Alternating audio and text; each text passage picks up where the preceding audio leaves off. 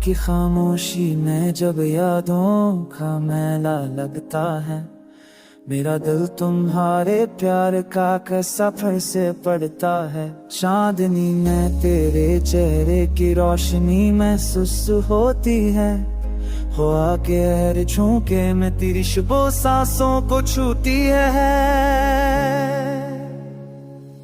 तुम जो पास होते थे तो लम्हे भी गुनगुनाते थे, खुद मौके में साथ चलते मौसम भी मुस्कुराते थे। अब तन्हा चलते चलते रास्ते भी बदल जाते हैं, फूलों के रंग मर जाकर खामोशी में गम जाते हैं।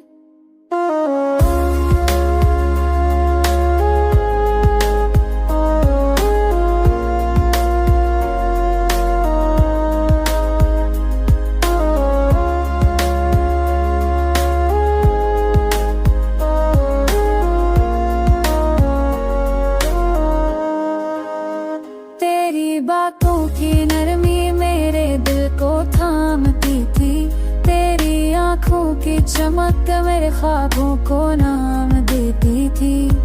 अब हर पल एक अधूरा सा एहसास दाता है, तेरे बना रहना कैसा है दिल को हर रोज बताता है। कभी कभार अगर खुशबू तेरी गलियों से आए, बंद करके दिल तुझे पास ही पाए। काश तुम लौट आओ, काश फिर हाथ में हाथ हो, काश एक बार फिर ही पुराना प्यार साथ हो।